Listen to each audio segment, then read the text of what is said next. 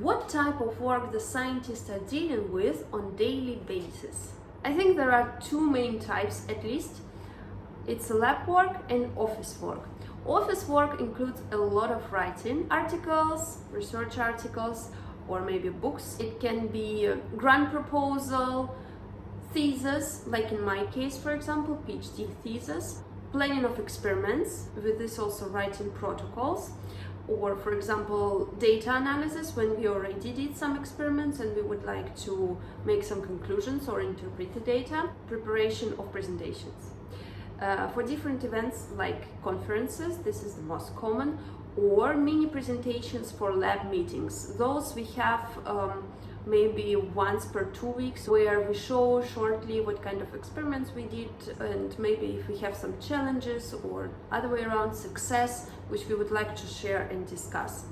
As for laboratory work, these are of course experiments. Sometimes it's just routine, like establishing the protocol or improving it, establishing the baseline, but also the most interesting is testing your new ideas. Apart from this, we have a lot of workshops which are focused on everything what could help us in our way. For example, scientific writing, statistic. Another point is organizing some events. For example, we had to organize a symposium and try out how it works in general. We had to find a location, organize the funding, find the speakers, define the topics, invite the guests, and organize the whole workflow. Of course, there are lectures which are dedicated to our research field. In my case, these are cardiovascular diseases, or seminars. This is something different. There we listen to a talk. After this, we are given approximately 30-40 minutes to discuss the topic, ask the questions, propose maybe some ideas on this regard, and usually this time is accompanied by food and beverage.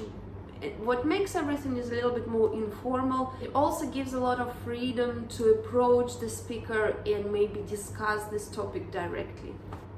And sometimes it's teaching. I gave a practical course for medical students, which was dedicated to blood analysis, where we measured the blood, different parameters, and tried to interpret the data and discuss what kind of diagnosis one can make with such an information. Of course, there is a wide range of tasks. And what I mentioned now is not everything, but I think these are the main ones which every scientist from time to time has to deal with.